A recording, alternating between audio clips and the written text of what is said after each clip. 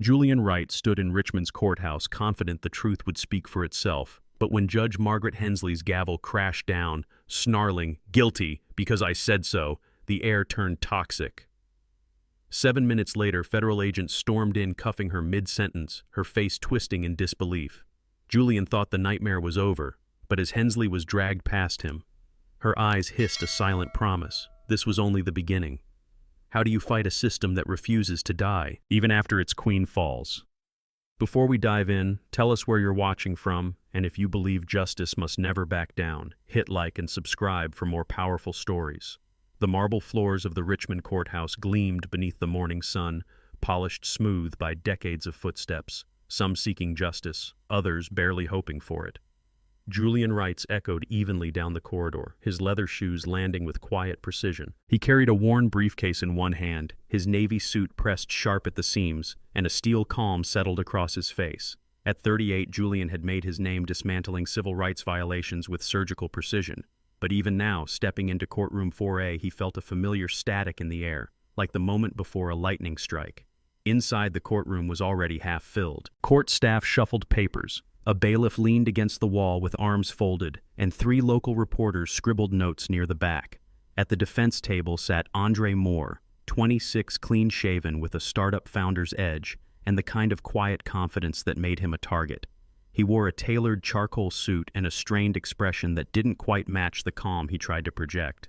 Julian gave him a brief nod, then took his place beside him. Across the aisle stood Assistant District Attorney Richard Carmichael. Sleeves rolled tie, loosened face, already flushed with the arrogance of someone who knew the scoreboard was tilted in his favor. The state's charge: grand theft auto. The twist: the car allegedly stolen, a black 2022 Bentley Continental GT, was registered in Andre's name, purchased in full 6 months prior. Julian leaned close. "You good?" he asked. Andre exhaled slowly. "Yeah, I just can't believe I'm sitting here." Julian nodded once. "Believe it. Now let's beat it." At the front of the room, the bailiff banged his staff. "All rise." Judge Margaret Hensley entered like she owned the floor. 62, draped in black robes, white hair twisted in a bun so tight it looked like it hurt. Her eyes, pale gray, scanned the room like a hawk circling prey. She settled behind the bench and adjusted her glasses. Then her gaze landed on Julian and held Mr. Wright. She said coolly, "Let's keep the dramatics to a minimum this morning. I've got a docket thicker than your resume. There was no reason for the jab, but that wasn't new." Judge Hensley had long held a reputation whispered in corners, sharp tongue, sharper biases. She rarely ruled in favor of black defendants, even rarer when the defense attorney looked like Julian. Julian offered a polite smile. "I'll do my best, Your Honor." The trial opened with the prosecution's claim that Andre was seen suspiciously circling a private garage in downtown Richmond, then found inside the Bentley after someone called the police. No sign of forced entry, no broken glass, just Andre in his own driver's seat. Julian objected immediately. "Your Honor, the vehicle registration and title are in Mr. Moore's name. We've submitted the paperwork." Judge Hensley didn't even blink. "The state says otherwise." "The state," Julian replied, "didn't even run the VIN." She rapped her gavel once. "I said what I said." "Mr. Wright." "Objection. Overruled." Julian clenched his jaw but stayed silent. He had dealt with judges like her before, the ones who tried to hide bias behind the bench's authority, who made you prove yourself twice and still hoped you'd trip on your way out. He glanced toward the jury. 10 white faces, 2 racially ambiguous. Already their eyes were tracking him with guarded curiosity, some with the kind of polite discomfort that spoke volumes. Julian knew the odds, but he also knew how to play the long game. This wasn't just a trial, it was a message, and Judge Hensley had just sent hers. Julian straightened his tie, kept his voice steady, and prepared to rewrite the narrative. One breath, one objection, one buried truth at a time. Julian Wright had been in enough courtrooms to know when the law was about to be misused, and this was one of those times. The second day of the trial began with a brittle chill. The fluorescent lights of courtroom 3C cast a harsh glow over every face, but none more unreadable than Judge Margaret Hensley's. She sat perched behind the bench, her silver hair perfectly coiled, her pale hands folded neatly over the file in front of her. Her expression, however, hadn't changed since Julian walked in. Thin-lipped, bored, and quietly antagonistic. Julian stood at the defense table beside his client, Andre Moore, a 27-year-old black entrepreneur who'd built a thriving custom sneaker business from scratch. Today, he stood accused of stealing his own car, a sleek black 2022 Mercedes AMG GT Coupe, purchased outright just 5 months earlier. The evidence proving ownership had been clear. Bill of sale, insurance documents, and even a registration card. None of it seemed to matter. Julian adjusted his tie and approached the jury. Ladies and gentlemen, he began, his tone measured, commanding. This case isn't about theft. It's about perception. About how quickly success, when worn by the wrong skin, becomes suspicious. He held up the bill of sale again. Andre Moore worked. He saved. He paid in full. There is no theft. There is only a story someone wanted to believe. That a young black man in a luxury car must be a criminal. A few jurors leaned in. One, a woman in a red blouse, nodded faintly. The prosecutor, Brian Kemp, shifted uncomfortably in his seat. His closing argument had leaned heavily on a neighbor's tip and a misentered VIN in a police database. But under Julian's cross, both had crumbled. The neighbor couldn't recall the color of the car. The officer admitted he never verified the paperwork. Julian had exposed the case for what it was, thin, racially motivated, and riddled with errors. But Judge Hensley had barely acknowledged the unraveling. She sustained Kemp's flimsiest objections while slamming down her gavel at Julian's most basic clarifications. And now, as he returned to the table and placed a reassuring hand on Andre's shoulder, Julian braced himself. Mr. Moore, Hensley intoned, her voice cool and detached. The jury has deliberated and returned a verdict. Andre stiffened. Julian frowned. There had been no deliberation. The jury hadn't even been dismissed. On the charge of grand theft auto, Hensley continued, her hazel eyes narrowing. I find the defendant guilty. A stunned silence fell over the room. What? Someone in the gallery whispered. Julian shot to his feet. Your Honor, with all due respect. But Hensley slammed her gavel down hard. This courtroom will maintain order. The evidence presented was insufficient to overturn the suspicion. My ruling stands. Andre's face collapsed. Julian clenched his jaw. The ruling wasn't just biased, it was blatantly illegal. Then, just as the murmurs in the gallery swelled, the double doors burst open. 2 federal agents strode in, badges out, their suits crisp and their movements sharp. Judge Margaret Hensley, the lead agent, announced, you are under arrest for obstruction of justice, falsification of records, and judicial misconduct. The courtroom erupted. Gasps filled the air. Hensley froze, then rose in a flash, her face twisted in disbelief. This is outrageous, she barked. You have no authority in my courtroom. The agents didn't flinch. One stepped forward, cuffed her wrists, and read her rights. The other collected her files. Julian stepped back in disbelief, stunned at the speed of it all. Beside him, Andre's mouth had fallen open. Hensley turned her head as she was led out, her eyes locked with Julian's. This isn't over, she hissed. And in that moment, despite the cheers rising from the gallery, Julian Wright knew exactly what that meant. The verdict might have fallen, but the fight had only begun. 3 days had passed since the gavel came crashing down in Judge Margaret Hensley's courtroom, since federal agents cuffed her in front of a stunned gallery, and Julian Wright thought for one brief, fragile moment that justice had won. But Richmond had a long memory and deeper loyalties than even Julian had anticipated.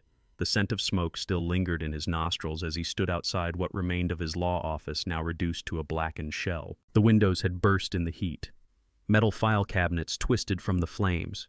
Charred fragments of case files littered the sidewalk like paper ghosts carried by a breeze that smelled like melted wire and gasoline.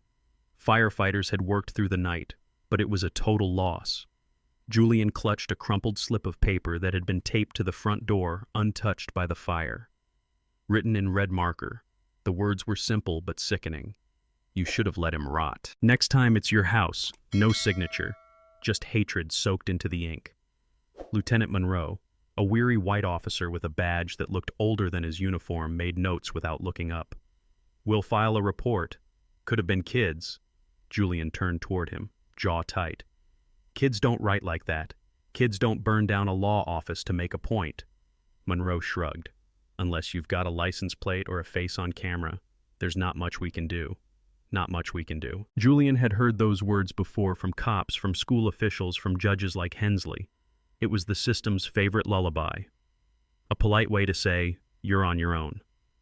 By noon, photos of the fire were on every local news site. Headlines read, Civil Rights Lawyer Targeted After High-Profile Trial. But Julian knew the headlines didn't tell the whole story, and they never did. Andre Moore called him that afternoon. You okay, Mr. Wright? Julian's voice was calm, but his fingers trembled as he cradled the phone. "I'm breathing. That's enough for now." But even as he said it, he could feel the noose tightening. By the end of the day, his inbox had filled with thinly veiled threats, anonymous emails, burner accounts. Some called him a disgrace, others just posted his home address. One message had no text at all, just a photo of his niece, 6 years old, walking out of her school. They wanted him rattled. They wanted him afraid. And in the quiet hours before dawn, Julian had spent his career defending people from institutional violence, from the silent gears of injustice that crushed black voices between court dates and plea deals. But this wasn't silent. This was loud, personal, physical. He stood in the ruins of what used to be his conference room, where he'd once laid out trial strategies and coached tearful clients through fear. Now the walls were black with soot, the floor slick with melted plastic. His assistant Maya arrived just before sunset. She stood in the doorway surveying the destruction. "Where do we start?" she asked. Julian didn't flinch. "We start by making sure they know I'm not going anywhere." Outside, the sky turned crimson. Smoke still curled from the building's edge like a warning. But Julian Wright had seen warnings before. This one just made him sharper because the fire wasn't the end. It was only the beginning. The first blow didn't come from a fist, a brick, or even a fire. It came through a screen, an editorial in the Richmond Daily Ledger penned by a former colleague of Judge Hensley. The headline read, "The Real Arsonist. Julian Wright's Ego." Julian stared at it, jaw clenched, as the article twisted the truth into a blade. It suggested he had staged the fire at his office to paint himself a martyr, claiming there was no credible evidence of a hate crime and accusing him of using racial trauma as a career strategy. That same morning, 3 major donors pulled their support from his legal fund. By noon, his inbox was full again, but not with threats. This time, with cancellations. Clients he had fought for, families with eviction notices, students suspended without due process. Workers harassed into silence, now quietly backed away. Some didn't even call. They just stopped returning his... The smear campaign had begun. Every network picked it up. A talking head on cable news leaned into the camera and asked, "Is Julian Wright just another race-baiting radical hiding behind the Constitution?" Another anchor with perfect hair and a too-wide smile nodded solemnly, saying, "We have to ask the hard questions." They never asked those questions when Andre Moore was accused of stealing his own car. They never asked when Hensley's gavel came down with cruelty instead of law. But now the system had something to protect its own image. Then came the anonymous tip. Julian received the call from Detective Holloway just after 4 p.m. The same tired tone. "Mr. Wright, we received a tip that you may have staged the fire for publicity. We're obligated to investigate." Julian sat still in his car, fingers gripping the wheel. "You're investigating me now. I'm just relaying procedure," the detective said. Julian didn't respond. He just hung up. He knew that tone, that calculated distance. The story spread faster than truth ever could. And while the smoke had barely cleared from his scorched office, people were already debating whether he had lit the match himself. That night, he drove to his sister Camille's house on Jefferson Avenue. It was one of the few places he still felt tethered. A modest 2-story with a porch swing and a rose bush. She watered like ritual. They ate dinner in silence. Camille kept the news off. Her kids didn't ask questions. They just sat close. At 2:13 a.m., a brick shattered her front window. At 2:14, the Molotov cocktail followed. The fire caught on the curtains. First, then climbed the drywall, hungrily devouring the room. Julian pulled Camille and the kids out with seconds to spare. They stood barefoot on the lawn, the porch glowing behind them like a furnace. Sirens wailed in the distance. The youngest boy, 8-year-old Mason, sobbed into Julian's chest. And for the first time in a long while, Julian's composure cracked. A reporter was already outside by sunrise, microphone in hand, ready for a statement. Julian didn't say a word, because nothing he could say would matter to people who were never listening to begin with. They'd called him a liar, an arsonist, an opportunist. And now they were sending a message. If we can't break your image, we'll break your bloodline. Julian watched the sun rise behind the smoke, Camille shaking in a borrowed coat beside him, and knew. This wasn't just retaliation. It was war. The bruises on Julian's ribs hadn't faded when he walked into the courthouse that morning. Camille's house was still boarded up. The smell of smoke clung to his coat no matter how many times he washed it. And yet, as he crossed the marble floor beneath the domed ceiling of the Richmond courthouse, he held his head high. He was there to file a civil injunction, another effort to protect his family, this time with legal teeth. He'd barely slept, but his voice was calm as he handed his motion to the clerk. No press, no speech, just the law doing what it was supposed to do, or so he thought.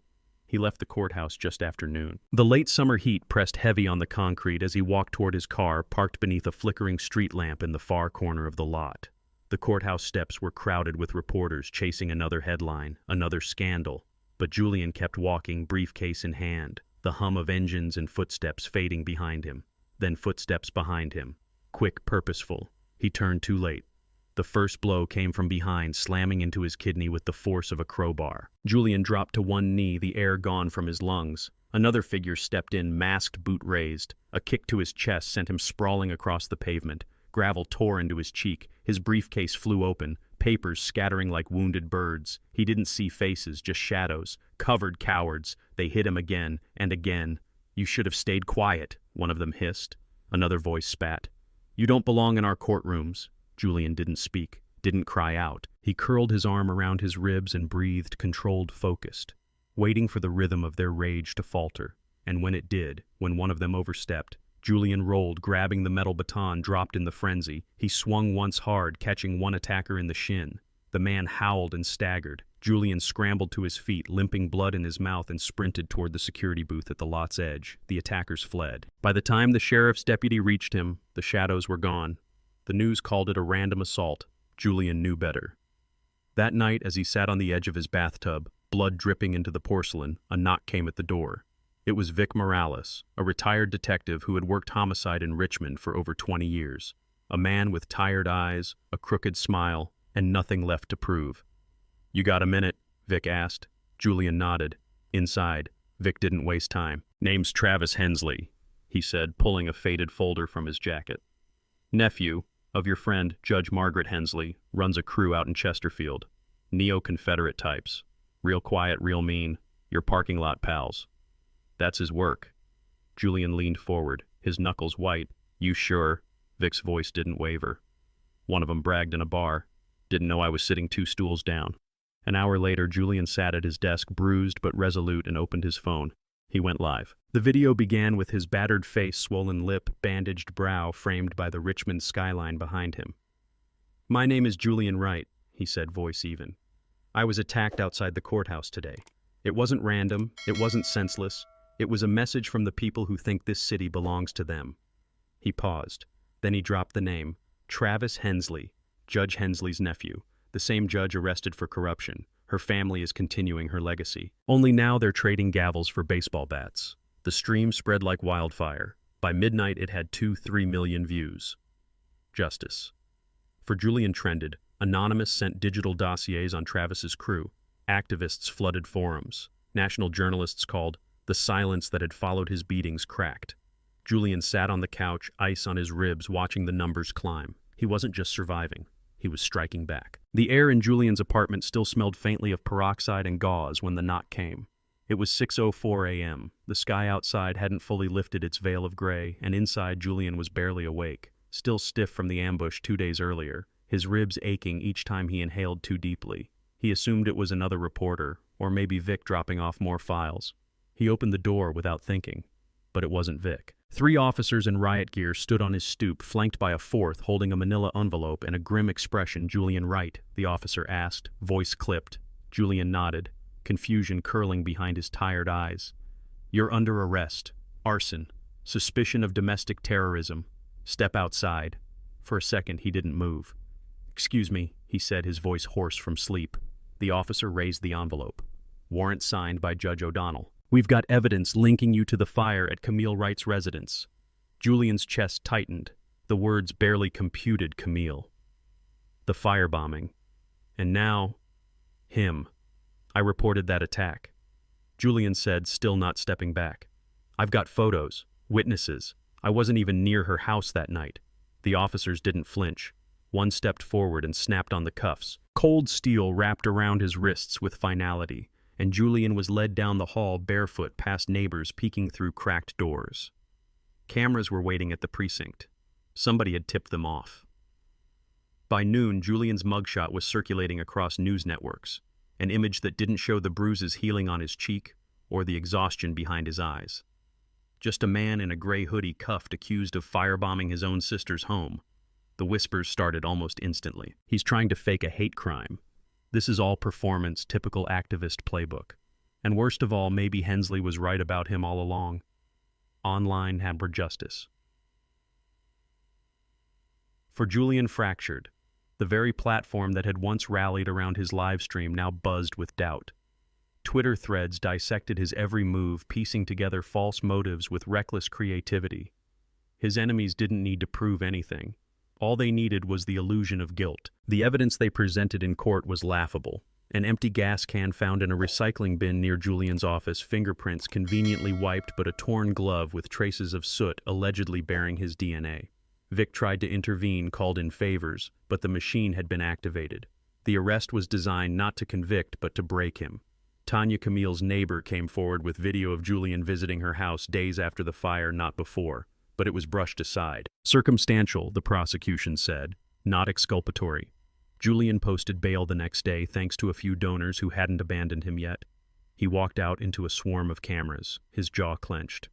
He didn't speak. Not yet. Back at the motel, Camille paced the room, furious. "They know you didn't do this," she spat, holding the latest article aloft. "But they want you to burn anyway. They want you humiliated." Julian sank into the chair by the window and stared at the streaks of red and blue reflected in the parking lot puddles. "They're turning truth into theater," he murmured. "And I'm the villain now." Outside, new protesters gathered, but this time the signs weren't so unified. Some still chanted his name, others held up homemade placards. "Stop fake victims. Arsonist in a suit. Accountability. Activism." Judge Hensley might have been behind bars, but her legacy wasn't. It was out here now, alive, viral, and very, very loud. The motel's ceiling fan ticked a lazy rhythm overhead, each rotation like a reminder of time slipping, of battles stalled and reputations still bleeding. Julian sat at the small desk near the window, hunched over his laptop. His shoulders still ached from the courthouse ambush. His inbox was flooded with hate mail, legal threats, and canceled client appointments. And yet none of that rattled him as much as the silence from the Justice Department, until a knock came. Soft. Hesitant 3. Short taps. Julian opened the door cautiously and blinked at the man standing there. Marlon Davis, a night janitor who'd quietly cleaned courtrooms for 15 years, mostly invisible, but always listening. He looked older than Julian remembered, stooped, wiry, with hands that trembled slightly as he clutched a weathered manila folder. "I wasn't sure if I should come," Marlon said, "but I saw what they're doing to you. What they've already done." Julian stepped aside, heart quickening. "Come in." They sat in silence as Marlon placed the folder on the table like a sacred object. His voice was low, rasped by years of ammonia fumes and swallowed truths. "Judge Hensley used to leave papers lying around. Figured no one like me would know what I was looking at, but I did. Took photos, kept copies, just in case someone ever had the guts to stand up to her." He slid the folder across the table. Julian opened it with careful fingers. Inside were scanned copies of handwritten notes, bank routing slips, and a small leather-bound account book, the kind old money still used. At the top of the page, in Hensley's jagged handwriting, "DW priority, expedite zoning."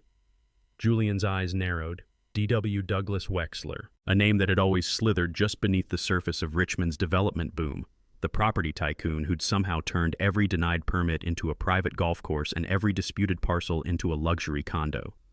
For years, rumors had followed him like a perfume cloud lobbyist, back channels donations that skirted disclosure laws, zoning board coincidences.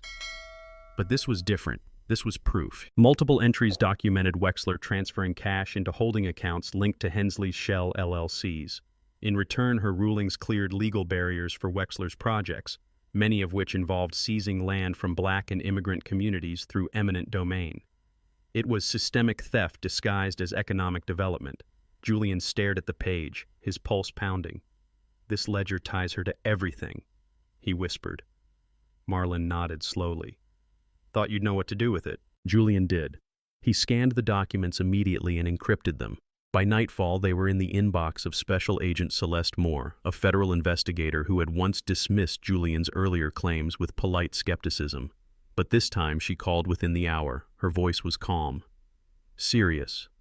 We're executing a warrant on Wexler's primary residence tomorrow morning, she said. If what you sent is real, and so far it checks out, you just cracked a pipeline that's been running for over a decade. The next morning, helicopters thundered over the Wexler estate, a manicured fortress of marble and old secrets. Federal SUVs rolled in by the dozen cameras. Swarmed drones hovered. Agents in windbreakers stormed the wrought iron gates with search warrants and sealed boxes. Julian watched it unfold from the motel TV, his shoulder bandaged, his coffee cooling beside him. The headline on screen read, "Federal Raid on Douglas Wexler's Estate Allegations Tied to Suspended Judge Hensley." In the days that followed, whispers turned to testimonies. Developers began flipping. Financial records emerged. And for the first time, Richmond's old guard wasn't circling wagons. They were fleeing. Julian sat in the silence that night, the air heavy with smoke from the motel's rusted heater, and thought of Marlon. A janitor. A man they'd never noticed. And yet the moment he chose to speak changed the course of the war. Julian's name was still under fire, but Hensley's empire, it had just started to bleed. The morning sun filtered down through the columns of the federal courthouse, casting long shadows across the stone steps where Julian stood. His suit jacket fluttered gently in the autumn breeze, a bandage still hidden beneath the fabric from the last round of threats. Around him, reporters murmured, cameras flashed, and federal agents moved briskly in and out of the building. It should have been a moment of vindication. Douglas Wexler had been named in a sealed indictment just hours earlier: bribery, racketeering, and conspiracy to defraud the public. Judge Hensley's corruption was no longer a headline. It was a federal case. And Julian Wright, once smeared as a manipulator and liar, was now hailed in some circles as the man who cracked the city wide open.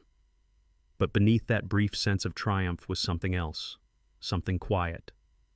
Watching Julian had felt it for days now, a slowness in how people responded to his calls, a strange silence from colleagues who once praised his work, and stares that lingered a few seconds too long. And now, as he stood outside the courthouse answering a few final questions from the press, that same chill returned. "Mr. Wright," a young reporter called, pushing forward. "Do you believe there are more officials tied to Wexler's bribes?" Julian nodded, lips pressed into a thin line. "It's never just one. When corruption goes unchecked this long, it becomes a system. Judge Hensley was a gatekeeper, but Wexler was building the gates. That was the moment it happened. A crack shattered the air, a sound too sharp, too focused to be mistaken for anything else. Gunfire. Julian felt the sting instantly. A white-hot blaze tore through the flesh of his left shoulder, sending him staggering back against the courthouse railing. Gasps turned to screams, reporters dropped to the ground, federal agents ducked, scanning the rooftops, weapons drawn. Julian slumped to one knee, breath caught in his throat, hand pressed to his shoulder as blood began to seep between his fingers. His world narrowed, time fractured, voices blurred into static, but he didn't fall. He stayed up, barely. Agent Celeste Moore rushed to his side, crouching low, her eyes sweeping the scene with surgical precision.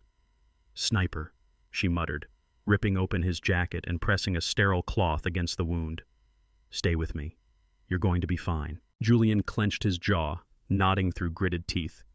Wexler. She didn't answer at first, but the twitch in her jaw said it all. 2 hours later. Julian sat in a secured federal clinic, shoulder-stitched and arm-wrapped, a quiet storm in his chest. Celeste entered the room with a folder in hand and no expression on her face. "The shooter is named Vance Heller," she said, voice flat. "Private contractor, used to be military, currently on Wexler's payroll as, get this, logistics advisor." Julian's lips curled bitterly. "That's a lot of logistics for a bullet." Celeste nodded. "We think he's part of a larger network, not just hired muscle ideologues, people who saw Wexler and Hensley not just as power but as protection." Julian leaned back, the painkillers dulling the edge of the burn, but not the truth. "It's deeper than her," he whispered. "Yes," Celeste replied. "You were never just fighting a judge. You were threatening an institution built to keep people like you out." Julian closed his eyes for a long moment. He thought of the brick thrown through his office window, the threats, the smear campaign, the fire at his sister's house. Travis Hensley Wexler, now a sniper. They weren't reacting to his wins. They were responding to his existence, to his defiance, to what it meant when a black man refused to bow. When he opened his eyes again, his voice was quiet but certain. "Then it's not just about justice anymore," he said. It's about uprooting the whole damn tree. Celeste didn't respond. She just handed him a new file. And for the first time since Hensley's arrest, Julian didn't feel like the hunted. He felt like the architect of something they couldn't stop. The morning fog hadn't yet lifted from the city streets when Julian's phone rang an unmarked number that froze him in place. He was still bandaged, the stitches in his shoulder tight beneath his blazer, but the pain didn't matter anymore. Not after he answered. Right, a gravel-coated voice rasped, distorted by static. We have Andre Moore. 1 hour. If you care about that kid, come alone, abandoned textile warehouse off Chesterfield. And Julian, don't try to be a hero. Click. Julian stared at the phone, the silence afterward louder than the threat Andre. The 27-year-old entrepreneur he had cleared of false charges. The reason this storm even started, and now he'd been taken. Julian didn't wait. He grabbed the USB drive, the one Clara had given him, packed with Wexler's dirty money trail, and slipped it into his coat. Then he reached under his desk and pulled out the rusted metal pipe he'd kept since the night of the ambush in the courthouse lot. He didn't have time to call in favors, no time for press or backup. This was personal now. By the time Julian reached the warehouse, the sky had darkened. The building loomed in the shadows like a forgotten monument, broken windows, twisted steel frames, and silence that didn't feel empty. He stepped inside, boots crunching over shards of glass. The air was damp, thick with mildew and smoke. And then he saw them. Andre tied to a chair, gagged blood on his cheek. 3 figures circled him, 2 armed with handguns, 1 standing guard with a shotgun slung across his shoulder. All masked, all watching the clock. Julian moved fast, a flash of steel. The pipe swung low. He caught the first attacker off balance, slamming the weapon into the man's knee with a sickening crack. Before the second could lift his pistol, Julian drove his shoulder into the man's ribs, disarming him with a hard twist and a shout. The third raised his shotgun, but too late, Julian hurled the metal pipe. It struck with a clang, knocking the weapon sideways. The shot fired wildly, splintering a support beam as Julian closed the distance. He didn't hesitate. A punch. Then another. The guard fell. Julian rushed to Andre, pulling the gag off just as the young man gasped. There's a bomb under the chair wired. Julian's breath caught. He crouched, eyes scanning. And there it was. Duct tape. A timer blinking down. 00:46. No time for finesse. He hoisted Andre onto his shoulder, ignoring the agony from his own wound, and sprinted. The back exit was rusted, nearly shut, but with a grunt and a shove it gave way. They cleared the building just as it erupted. The explosion tore through the night, hurling smoke, glass, and metal into the sky. A deafening boom echoed across the empty streets, flames lighting up the warehouse like a funeral pyre. Julian collapsed behind a dumpster, Andre beside him coughing through the haze. You good, Julian wheezed, hands still clutching his side. Andre coughed, nodded. You saved my life, man. Julian shook his head. We're not done yet. Later that night, bruised and limping, Julian handed the USB drive to Agent Celeste Torres outside the DOJ's regional field office. Andre, still shaking, gave his formal statement. It's all there, Julian said. Wexler's offshore payments, Hensley's ledger, the white nationalist ties, the burner accounts, the setup. Celeste stared at the drive for a moment, then nodded solemnly. This ends tonight. Julian exhaled, not in relief but in resolve, because now he had proof, not whispers, not innuendo. Proof that Wexler and Hensley hadn't just tried to silence a voice, they'd tried to burn a movement to the ground, and they'd failed. The press called it the confession that cracked the city. It broke mid-morning, just hours after Julian submitted the USB drive to the DOJ. Jack Wexler, property mogul, kingmaker, backroom puppet master, was led into federal custody in handcuffs and a tailored jacket. Inside a sterile interview room, under pressure from prosecutors and agents circling like sharks, Wexler folded. He admitted everything. The bribes, the slush funds, the offshore transfers to Judge Margaret Hensley, the secret contributions to a hate group called Dominion First, whose ideology made no distinction between black success and perceived threat. He even confessed to hiring the sniper who nearly ended Julian's life. By noon, federal agents returned to Hensley's gated estate with a new arrest warrant. This time, there would be no bail, no backroom deal, no last-minute phone call from a quiet benefactor. She was hauled from her kitchen in handcuffs, her sharp silver hair undone, her expression hollow, the smirk she wore in every courtroom gone. Margaret Hensley, former judge and lifelong wielder of quiet power, was officially a federal defendant, Julian watched it all unfold from the sidewalk outside the courthouse, his arm in a sling, his ribs still healing. Andre stood beside him alive. Free. They didn't speak. They didn't need to. The truth had done what years of whispers couldn't. It had cracked her empire at the root.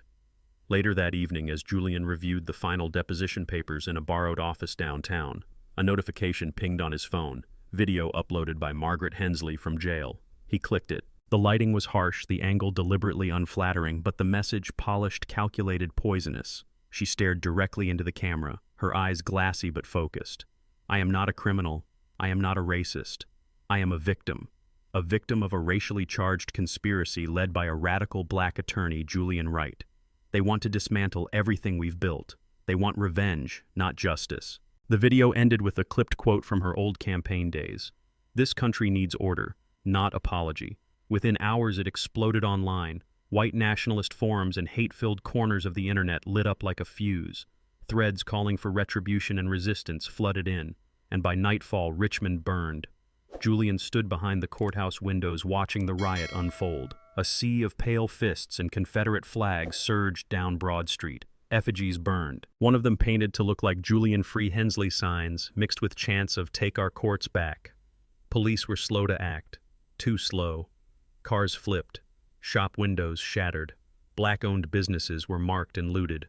Julian gripped the window frame, his jaw clenched. His city wasn't just fractured, it was bleeding. Tanya called in tears from her apartment saying she and the kids had gone into hiding. Lena messaged him from a protest downtown saying things were turning violent. Andre sat on a crate in the corner, bandaged and breathing heavy. "You did everything right," he said. And look, Julian didn't answer. Because Andre was right. He'd won the case, he'd brought down the judge, he'd exposed the money, the violence, the system behind the curtain, but none of it stopped the riot outside. None of it erased the movement she'd started with a single video Julian knew now. This fight was never about one trial or even one corrupt judge. This was a war. Long, relentless, and steeped in history. The courtroom had fallen, but the ideology, it was still alive. He turned from the window, the sirens growing louder behind him, and reached for his coat. There were more battles coming, and he would be ready. Julian Wright won the case, but the cost. It was steep. They burned his firm, framed him for crimes, put a sniper on his back, and nearly blew up the man he tried to defend. He exposed the lies. He cracked the power. He brought down a judge who thought herself untouchable. But in doing so, he lit a fuse he may never be able to extinguish, because some systems don't break quietly. They scream, they riot, they resurrect themselves through those desperate to preserve them. Julian may have taken down Margaret Hensley, but from her jail cell she released a video that fractured an entire city. And outside those courthouse walls, hate marches louder than ever, not with badges, but with banners. This wasn't just about one courtroom. It was about every room where power protects itself. And Julian now knows the fight for justice doesn't end with a verdict. It starts the moment the gavel falls. If this story moved you, if it lit something inside, you don't let it end here. Smash that like button. Drop a comment below. What would you have done in Julian's place? Share this story with someone who needs to hear it. And most importantly, subscribe to the channel so you never miss the next fight for truth, because we're not done, not by a long shot.